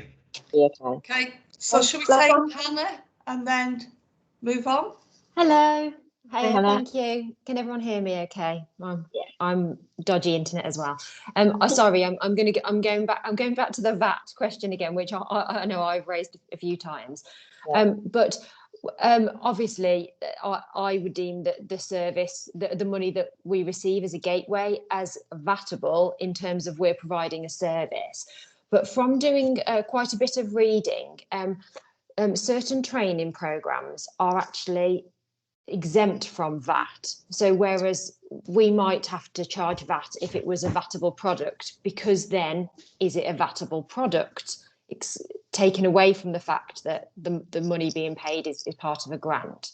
Mm-hmm. And I've just posted the link, really, maybe it's useful that the DWP are on the call, but what I would really like to know, really, so I can make my own decision, is this a government approved vocational training scheme? Because a vocational training scheme that for young or unemployed people that are approved by and funded by the DfE are exempt from VAT, according to the VAT notice I've posted. So whereas we're providing a service as a VAT registered business, we would normally charge VAT. We're actually possibly selling an exempt product and therefore don't have to charge VAT. So I think my question just is it a government approved vocational training scheme? I don't know. I can't say one way or the other either, so. Okay. I think there's got to be something in those terms and conditions somewhere. But if there was, then DWP would actually say, yes, this is but they're not. They won't say it. Yeah, no, and I appreciate them telling us to take our own VAT advice. That's absolutely the correct thing to do. But yeah, this is sort of taking a step back from the fact, ignoring the fact that it's Kickstart and it's paid for by a grant. Us as a business, if we deliver something that is a vocational training scheme required by the DfE, then what I will do is I was just going to say this just reminded me of for apprenticeship. If the they say that if the funding has derived from government funding or a levy for that purpose, then it's VAT exempt. So if the original money comes from a government scheme for that purpose, then yeah, maybe you're right. I just don't want to feel, yes, that's it. Nobody wants to get anybody into any trouble. Well, perhaps I think that's, rather than do we charge VAT or not, we kind of need that clarity from the DWP as whether they're classing it as this. And if no one can answer that, maybe someone from the DWP can answer it now. I will try and raise it up. They wouldn't make that decision. They were very clear on that. Yeah. Okay. I think it's time probably to thank Lisa. To move on, we've got Cotty McHugh from the DWP. I can see not only raised a hand but opened the camera. So thanks, Lisa, for winging it. You winged it remarkably well. You could have flown the Atlantic with that. And can I hand over to you, Cotty, to do your, perhaps I'd pick up on any of that and then the other information that we've asked you to share with us today. Yeah, I think I'll hand over to Nick in a moment. I'll put my hand up because I can't give an answer on VAT, but I can explain why we can't give an answer on VAT, because I was involved in the negotiations about why it went from 300 to 360. As you've just talked about, the issue is very complicated. There isn't one blanket answer. The advice we got from Treasury and HMRC is that each individual case is different. It's not, we don't have any legislation supporting Kickstart to make it exempt in any particular system or in a particular group. We have to apply the law as it stands, which means that we can't say this is VAT exempt and this is entitled to VAT. Every single circumstance is different. So as you say, some services are chargeable to VAT, some are not. It's not for us in DWP to be able to give that. We're not the people who can offer that advice. We're not VAT experts. Our lawyers are not VAT experts.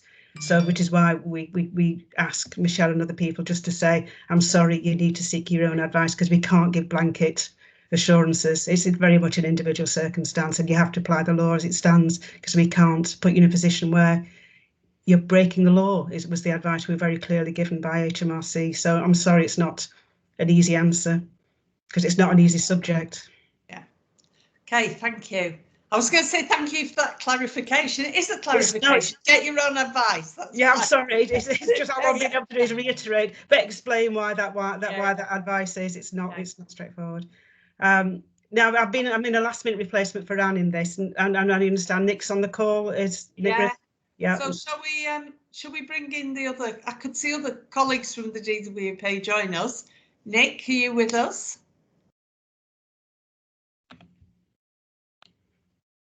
I'm here, Liz. Hi, everyone. Oh, great. Okay. So, do you want to start with an update, and then we'll do the usual people ask questions? And I know that people have got burning questions about ESF. So if we can pick up on that at all this morning, that would be great. But I'll just let you start, Nick, with anything you want to share. I mean, just a couple of reflections first. It was great to hear Lisa, Peter, Eve and other colleagues on the call earlier, because I do know that those colleagues have had some problems in the early parts of the process. Andrew as well. Obviously, we heard from Andrew too. So it is great to see that we are starting to make some progress. I think we do know, obviously, that there is still a bit of clunkiness in the process. Lisa, I've got your email from yesterday about that gateway issue that you talked about then, so I will do you a reply on that. But it's good to hear that actually people are starting to motor.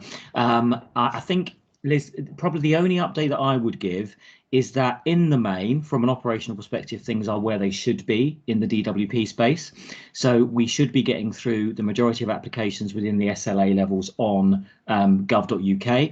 If colleagues are struggling, then you should get in touch with us, if that makes sense. So if people haven't heard from us after that 4-week period, then I'd strongly advise you to get in touch, as a few colleagues on the call sometimes do, because again, being really candid, because of the clerical nature of the processes that we operate, sometimes things do still fall between the cracks. And I think routinely now, when colleagues have got in touch to actually say, well, look, what's gone on with this, it isn't because it is stuck in a massive backlog somewhere. It literally is because we've dropped it, lost it, something like that. And whilst that's not ideal, it does happen. So please don't sit on your hands if you've been waiting for 4 or 5 weeks and thinking, well, what's happening? You know, it does probably mean that there's a problem. So to be honest, Liz, that was, I think, all I really wanted to say. I think out of all these sessions, the questions are always the great ones, aren't they? Yeah, so absolutely. I'll shut up, and you guys can fire questions at me and Cotty if you like. Yeah, in time-honoured tradition, time going back to the 4th of September, please raise your hand if you want to speak. Straight in there, Norman. I can see Norman and Paul. So go for it. Hello, it's Terry actually. Sorry, Hi, Terry. Right. Nick. Yeah, just a quick one. Just trying to plan recruiting more employers, so forth, up to the cut off of December. What's your advice? Does the way it's all processing, we probably need to have recruited them all by October? Is there going to be any period of overlap? So final placements have to end in July. What year are we in? Sorry, yeah, July 22. So next year. So we would anticipate final placements commencing them in December, if that makes sense. So on the basis that we operate about a 6-week window for getting vacancies filled, then if you work back from that, Terry, I would say rough rule of thumb, yeah, around October. But just to be really clear, if colleagues want to apply now for vacancies further down the track, you can do that. So you don't particularly need to store them up. So Terry, if you're thinking that you want people starting in, November, December, you can apply for those placements now. You just need to make sure that you tell us they're for later on down the line, and then we will put them in a forward pile. And when we come to the date, we will contact you and advertise. So don't feel like you've got to save them up. In some ways, I think my perhaps slightly non-DWP but more operational advice would be we don't want to get back into the position we're in November, December time. So I would advise people not to save them up and then submit them in a last rush, because we don't want to get into a backlog. And if there is a backlog, will there be any dispensation for that, or is it just it's got to start by December 31st? Yeah, I mean, the scheme ends in July next year, and so on that basis, we need to have the starts commenced in December to make it the 6 months, obviously. I mean, I'd really hope we wouldn't get into a backlog. And as I said, I think my advice would be you can apply to DWP now for the life of the scheme. Don't feel like you should be waiting until October, November, if that makes sense. And Terry, by the way, if you then decided that actually you wanted to change that profile, so let's say you'd said, well, I want another 20 starting in December, and then suddenly you think, oh, actually, no, I don't want it in December, I'd like them in October, then don't worry about that. We're flexible enough, we can change it. So my advice would be I would crack on now with applications for the life of the scheme. Brilliant. Thank you. Always a pleasure. Okay. I've lost my sight of the hands. Right, me next. I think Paul next. Yeah. Hi there, Nick. Nick, I would still just push back on your thing that we're sticking to this 4-week timetable. We're still finding that's not the case. We've had some frustrations with things just taking an awful long time to get through. We've got apparently a massive group of ours now, I think 152 potential placements with review board this week, but it's taken it's taken us really complaining a lot, and with support from some great DWP colleagues who are trying to push the point forward. But there seems to be, whenever there's a log or a log jam, it still seems to take almost as long. There doesn't seem to be a prioritization of an issue here, and we're just being made to look like absolute clowns, frankly. You know, we've got some of our applicants in this group going back to September, and for various reasons, which I'm not going to bore everyone on today, it's taken time. But there just doesn't seem to be a way of escalating if there's an issue, and it becomes very frustrating because your DWP colleagues can't tell us anything, we can't tell our employers anything, and it's just causing us a lot of reputational damage. So Paul, how big is your gateway? You don't have to give me approximately, if this big group goes through of 152, we'll be in excess of 400. Yeah. Okay. So it's and you are right to raise it. I think the issue is, well, there's two things. First of all, the current process is that if you're a smaller application, so if you're an employer direct applicant or if you're a smaller gateway, if that makes sense, then those applications go through quite quickly because they don't go through the same level of due diligence, if that makes sense. Yes. If you go into the higher levels, and I would class 400 as a higher level, if that makes sense, then additional due diligence is applied. When you get over about 800, then it goes to the permanent secretary for DWP, and it goes via a number of different approval boards. And that does, to be totally candid and totally straightforward, that absolutely does take more than 4 weeks, frankly, because it's just a longer process because we're talking about a significant sum of public money. However, what we are doing is, to be blunt, I think we're very aware, and Liz, you'll remember this, that when we were talking in December, the big problem that we had was just the number of applications we had, and we just had a massive backlog in getting through them. And I'm pretty sure that I remember on one of these ERSA calls, and colleagues will remind me, it's probably recorded anyway, that I probably said, oh, don't worry, when we get variations, it'll all be faster, if that makes sense. I think what we're seeing at the moment is that for various reasons, we are still struggling in that space. So we're looking at other things that we can do to get the variations through a lot faster, because obviously we're not having any new gateway applications, we know that, but you can still apply, as indeed Paul, you and colleagues will be doing, to vary the grant agreement to add more. And to be honest, from my perspective, that's not as slick as it should be. It's still taking too long. So actually, I think we're probably violently agreeing, Paul. The challenge we've got is that when we do get into larger scale, we're never going to get away from the fact that it needs authorising at different levels because of the money. But Paul, we might pick it up outside if you want. If you sounds like you've got individual problems. But the other thing to say as well is that from probably in the next couple of weeks, DWP colleagues out there in the field, so your district account managers, colleagues out there, they will be provided with an end-to-end dashboard that is nearly ready. That means that, Paul, if you phone up your KDAM wherever you are, it doesn't matter where you are, but wherever you are, they will be able to tell you chapter and verse where your application is. So they will be able to say to you, yes, it's in the assessment space. It's been in the assessment space for 3 days. It will come out in the next 4 days, if that makes sense. And that then gives them the escalation route.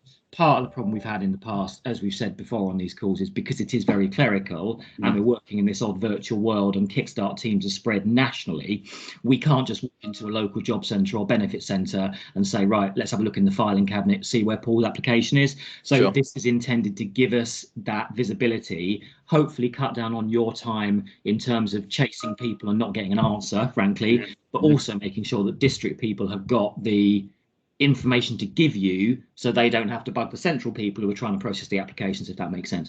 But Paul, if you want to pick it up outside, if you've got a particular problem, you know, drop me a line and we'll pick it up. So how long do you say you've been waiting? There's various groups, Nick, that have all been merged into one group now, but some of them literally back until September, which is just and they're getting to the point where they don't believe what we're saying anymore, which I understand from their point of view. What's your gateway name, Paul? Remind me. Pegasus Search and Selection is our gateway name. I'll drop you a line, Nick. Because it shouldn't. We should not be sitting on, in inverted commas, applications from September. You should be way through now. So do you want to drop me a line and I'll get it to one of our troubleshooters and we'll pick it up? Is that all right? I will do. And Nick, just one very brief question. A lot of our employers seem to be saying that they're struggling for numbers now in terms of getting referrals from job centres. Do you have any stats as to how many young people are still eligible for Kickstart, and you know, is there any issue in terms of the supply, frankly, at all from your perspective? No, there absolutely isn't. There should be none whatsoever. My very strong advice in that situation would be to contact the district account manager, because as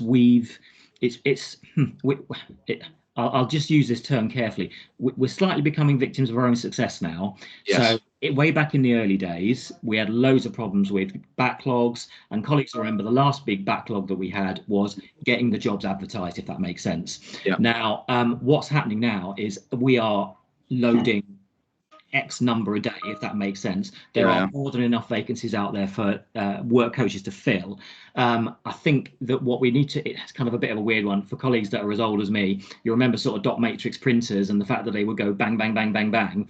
And actually what we're seeing now is as the vacancies are getting loaded, they're going bang, bang, bang, bang, bang. And those vacancies that are at the top of the list and are kind of going at the top of the dot matrix paper, if that makes sense. Yes. Make sure that job centres are focused on those as well as the most recent ones they've got. So if people are finding they're not getting referrals, get in touch with the district account manager would be my strong advice.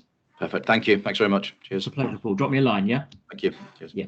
I can see a number of hands raised, and I'm aware that we'd also asked if we could have a bit of an update on ESF. Is it worth having the ESF update and then picking up the questions? Yeah, and that's fine, Elizabeth, because I just step away for 2 minutes, if that's all right. Yeah, so please. Yeah, perfect. Thank you. Hi, I'm not an ESF expert. I'll just state that to start with. We have issued some guidance to our work coaches as well as the ESF team, publishing something on gov.uk. The guidance we have now is that we will accept applications for people on ESF, non-DWP funded ESF provision onto Kickstart, so they can be referred into Kickstart. The other part of the advice is that they can continue to receive support if they need it, if they're in work on the Kickstart scheme, as in any other job, but it mustn't replicate the £1,500 the support the providers will be giving. So we need to avoid double funding is the thing. But the decision, the impact on Kickstart is clear on externally funded ESF position, not DWP ESF. And I think that in the shortest sense is the latest position. So can I ask, so in that regard, it's things like provision that's been commissioned through the local economic partnerships using ESIF money, etc., or national lottery provisions? Yeah. So the managing agent, the people holding will make the decision, and but from our perspective, there is no reason why we would not take a referral from somebody from ESF provision onto Kickstart. Okay, that's really useful. I think what I will offer to this group is that ERSA will talk to some of those other managing agents, the other commissioners, and just try and get some clear information about who's allowing that use and perhaps a few examples so that we can see what's happening. But that's really useful, so thank you. Any questions about ESF before we go to Lisa, Adrian and Gina, who I think have got hands raised for Nick? Anything on ESF? No? Okay, shall we go back to Nick then? Is Nick back? Is Nick back? Any more general questions that aren't to do with the operational process, DWP I can field? Could I just ask, I'm not sure what conversations people have had with participants or the DWP account managers, but I don't know if you're all aware of how the jobs are passed over to the participants, because they can't actually go and look at them online, can they?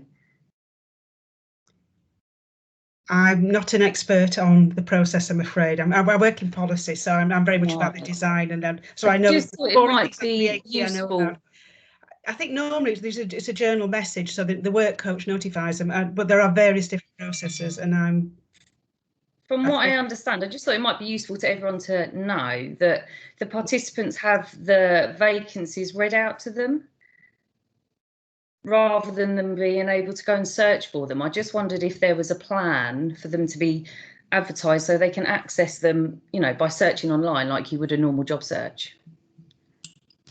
Sorry, Liz, I'm back now. I do forgive me. Did I miss a question? Sorry, Cotty, did I leave you? Yeah, it's fine. I'll just briefly summarise that the question is around young people being able to see the vacancies for themselves. Yeah, I just thought it might be useful. Like when looking for a role, normally you'd expect to be able to go online and have a search for it. But from what I understand, speaking to participants and to my account manager, the job coaches have to find the role and then talk them through with the participants. They don't actually get to do an active search to see what they might be interested in, which might be why some people aren't getting as many referrals as they kind of would expect, because it's reliant on the job coaches remembering that job is available and then communicating it to the Kickstart participants, and then they can apply. So you might get a lot of referrals, but then actually you don't get a lot of CVs. Like I spoke to a participant and she said when she got sight of the vacancy, actually the requirement was that they needed to be able to do coding, and she couldn't do that, so she couldn't apply. Yeah, you're right, Gina, is the answer to that question. That's exactly right. A young person can't search by job, if that makes sense, and apply for it, or placement. It is done via the work coach. Is there going to be somewhere that they can actively search for job roles? I mean, we're trying to put a page on our website so we can advertise our own roles, but obviously then that's only a small section of what's available to the participants. It might be useful if they can do an active job search themselves. Yeah, it is a very good point, actually. I think I won't repeat the oft-repeated thing of it's a digital program, you know, it's time limited. But I'll have to take it away, Gina, because I don't know the answer to the question, but I agree it could be quite useful. And we're always trying, I guess, well, not to move away at all, but you know, we want young people to have choice. We want young people to be interested, and we'd like ideally a young person to know that there's something with Tracy, you know, at Transform Lives, or there's something with you or Steve at Groundworks, and all. I quite fancy that, if that makes sense. It's not there now. I will take it and feed it into digital. What I will say is, oh, sorry, Cotty, do you want to come in? Just finished. I didn't mean to cut you off mid sentence. I think I would just add that the reason the work coach role is important to us is we need to make sure that the people who are getting Kickstart, access to Kickstart jobs, are the ones who need more support. So we're very much taking on board this feedback we're getting about can we make the jobs more available, and of course there will be the digital things that Nick's mentioned, but it is a really good point. We need to make sure these jobs are filled, but we need to make sure they're filled by people who really need to benefit from a Kickstart job, that this is that not the most able, the most job ready people are getting all the Kickstart jobs, that the people who are at the back of the queue are more disadvantaged, need support, more help, actually do have access to those jobs, which is why we put the work coach, the job coach, central core to this process. So I just wanted to explain that bit of policy background, if that helps at all. It's all useful to know, like the broader picture of how it all works, because you know sometimes you might get someone like, because we're taking on people in our gateway as well from the scheme, you know, practice what you preach. And it was just interesting chatting to them in an interview to find out what the process is like from their end. And I just think, you know, there's always improvements that can be made. And it's always useful for everyone else to know in the community that actually, you know, the reason some people you might get like loads of referrals, but not as many CVs as you've been referred for, is because perhaps once the job spec comes through, that participant doesn't think that they have the skills. It just depends on the conversation with the work coach. We're a bit worried about the lack of confidence in the current environment, lack of confidence of people being away from the labour market, and if there's more support young people need who are a little bit further away from the labour market to make that step into applying for this job. And so these are the questions we're asking about why so we're doing some more user research in this area to try and understand some of that thinking. Why people are not going through with that application. So it's something we're worried about. So clearly with but it's useful for me to know as a gateway, so I can say to my employers that actually the reason that it's managed in this way, so the job coaches can give the opportunities to the people that perhaps need the more help, who are going to really, you know, succeed with the wraparound support we can give them and the work experience. So it's kind of information sharing. I think it's key to it, is the communication in it and knowing what it's all about. Yeah, this is something that Tracy Fishwick and I have been raising since the beginning. I don't know whether Tracy wants to add anything now, although I am aware we've got a few people with hands raised and we're getting close to the end. I sent you an email on Thursday. I know it's been a bank holiday. If you can get round to it at some point, I'd be really grateful. That's my last bit. I'll leave you in peace. All right. Thanks, Gina. Right. Okay. without Tracy, I'm going to say, we've got these hands raised: Lisa, Adrian, Joe, Norman, and Tracy. So can we try? We're getting really close to 12. Sometimes I think we should have you on first, Nick. I think I might suggest that. I don't think that, Liz. Anyway, let's be quick. Lisa, Adrian, Joe, Norman. Yeah. Just a quick one, Nick. I know you said you're going to respond to me directly about my specific one, but it came up earlier on the questions as well. Can employers use 2 gateways? Yes. Not for the same vacancies. No, obviously not for the same vacancies, but you're aware that these vacancies are being, different gateways are being paid for different things. So there isn't. I mean, I see the problem, Lisa. I really do. I mean, the first thing that absolutely cannot happen is an employer cannot have the same vacancies through 2 gateways. But could an employer decide that they wanted to be represented by another gateway with different jobs? They could technically. What is definitely in the digital pipeline, because we brought this in when we knew that there would be a risk of this happening when we allowed direct employer applicants, is that I'm not sure when it's being deployed, but it's certainly in the digital pipeline, so it won't be too long, frankly, that when employers apply to us, we will ask them whether they have an existing relationship with a gateway, if that makes sense. And so that will give us a little bit more information about that, because we want to do additional vetting on those employers to prevent, I think, some of the problem that you've had, Lisa, which is the same vacancies being applied. But at a straight level, no, not the same vacancies at all. They're not. They're completely different vacancies. So, yeah. and it's not just mine. It's happened to other people as well, where they're completely different vacancies with 2 different gateways, and we've had the money instead of the other gateway, or the other gateways had the money and we haven't, and then they told them, well, we can only work with 1 gateway, so they've taken all the vacancies off us. Now that wasn't even their vacancy. Yeah, now that shouldn't happen. So you shouldn't have a position where it's your vacancy and another gateway gets the money, if that makes sense. But yeah, and I will have a look at your email, but that shouldn't happen. That's an error, quite frankly. That shouldn't happen. But I'm not alone in that. There are other people in the okay. So I just wanted to kind of, is it just 1 gateway only, or so they should be able to work with more than 1 gateway. Well, they can if they wish to, but yeah, I'd hope it wouldn't be a very. We'd rather they didn't, but I suppose any employer is going to try out 2 different, aren't they? They may do. They may do. Yeah. Okay, Adrian. Yeah, thanks, Elizabeth. Just quickly, Nick, on the we've got 1 or 2 vacancies it seems we're struggling to fulfil. I'm not quite sure what they are, because I've quite recently been asked to get on the call. So the question, one of my questions is, can we? My boss is suggesting I just go to a number of other JCPs and see if they can fill them. So I don't know which JCP. We are based in Greenwich. I don't know how narrow the number of JCPs is that get to see our vacancies.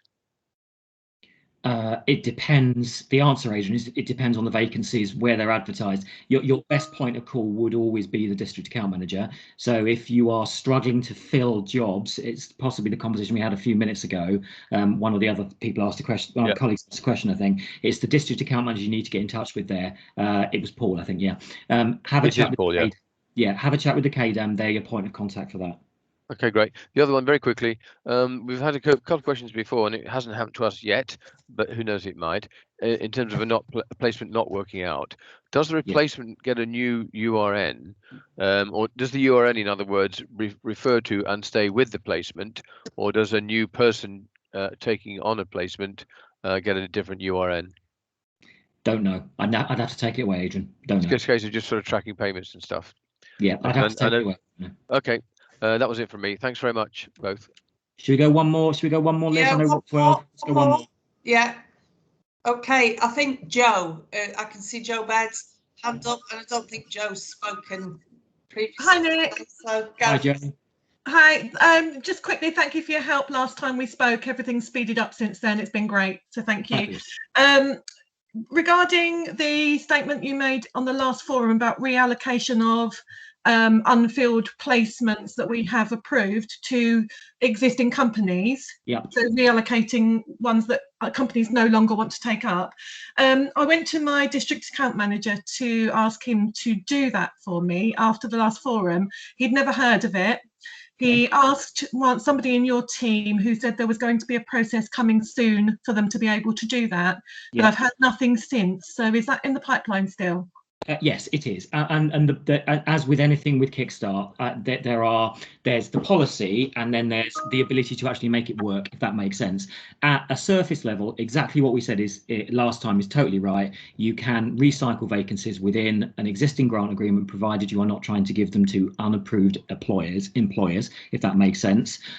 Joe, if you, I won't dig into names on this call, obviously, but possibly worth another conversation with your KDAM, just because I do know we've done this for some other gateways as well. So it might be that the process is a bit embryonic, but we should be able to do it for you, if that makes sense. So perhaps just have another conversation there and drop me a line, Joe, if it doesn't work out, but you can do it, but we would struggle to do it at scale at the moment. So we don't have a formal application process to do that, but technically it's possible. Will do. Then I'll get back to my lovely KDAM. Right. Thank you very much. Thank you, Joe. I'll do one more. Let's do one more, Liz. Come on. Yeah. Okay, one more. I think we've got, I could see Norman before. He used to still get your hand. I know it's not Norman. You come in, it's Norman. Whoever you are, Norman. Terry. Hello, it's Terry. This is a question for Katie, really, regarding policy. Obviously, you've just spoke about those furthest removed from the labour market and those most vulnerable, and really that's what you kind of worried about. I share that concern too. My issue is for care leavers accessing the scheme. I've raised various issues with the Director General, with the Minister, and also with the care review. So I'm sure you know what the issues are. I just wondered if you had an update on the issue of 16 and 17-year-old care leavers that are on care orders not being able to access the scheme. Sorry, on mute. Yeah, I've just done that. I can't believe it again. I think, Terry, you spoke to some members of my team as well. I think you spoke to Lisa recently. We do understand the issue. We do understand the concerns that 16 and 17-year-olds not on universal credit can't access the scheme. So I've told them I'm going to be late to the meeting. The issue is that we had to build Kickstart at pace. Nick will have told you this many times. We need to get to 250,000 jobs. We had to use the systems that were available to us, and that was universal credit. That allows us to pay the employees by using the RTI feed. We would love to be able to extend beyond that, but we have to get the basic process up and running before we can do that. And even though personally, I think this would be a group that would really want to bring on board, physically, we're not able to do that at this moment. So we empathise, but it's a very time-bound system. So what we can do in the time available is limited. Yeah, I get that. The review have reported back to me today. They had a meeting with you guys and also the Treasury last week. And what they're saying is that you're forward planning for what comes after Kickstart and looking at the care leaver issue. But for me, with the actual Kickstart as it is, that's a perfect place to kind of pilot. So would you consider talking to us and actually working with the local authorities to kind of get something in post Kickstart? I would love to continue talking to you. We don't yet know whether there's going to be anything beyond Kickstart, but the Kickstart funding is a post-COVID response. So it's, as we said, it's time limited. It's due to finish on the 31st of December. We have no indications of anything that's going to come next, but we are thinking about it, as all good policymakers do, about what it might look like if we get more money, where we might want to go, where we might want to direct Kickstarters as we move forward. So yes, that's in our thinking, but we will carry on talking. But it's what we haven't got is any ability to do something urgently at speed within Kickstart. But it is part of our thinking as we go forward, and that will largely depend on you making those political connections, you making the point in the right places. And that will help us to achieve what we want to achieve. Because we've actually been replicating Kickstart via the local authorities, so they've been funding it. But with the care review, they've got to kind of identify who's going to save in the future to put more money into the local authorities. And you guys yourselves are going to save by helping care leavers whilst they're in care. But that work needs to kind of be happening now, because the momentum's happening, because we've got this care review. But it just seems that the connections are not being made. So, you know, can we meet offline about this? Because obviously, I'm taking loads of time. I was talking to Caitlin and just 2 days ago, reading into the care review. We do talk and we do understand, and there is a submission with the Minister, with the Secretary of State, about where we might want to go beyond this. I know things seem incredibly slow, but it's there. We are thinking, but we need indications of which direction to go. And you're talking to the right people in the right places to make sure that the people you care about most are not forgotten about. And I do share your concern. And Terry, that doesn't help you, I know. My personal feelings don't help, I know. Yeah, Terry, we could pick this up as well offline and see what ERSA can raise with you. Yeah. Yeah. No, that's brilliant. Right. Okay. We are now at 7 minutes past 12, so it's time to end. Thanks again to all the contributors, but for the last session, to our colleagues from the DWP. Great to have you with us as always. And any unanswered questions, if you put them in the chat, ERSA will collate them, try and get responses, get them out to people. Okay. Thank you very much. Thanks everyone. Thanks Elizabeth. Bye. Thanks Nick. Bye.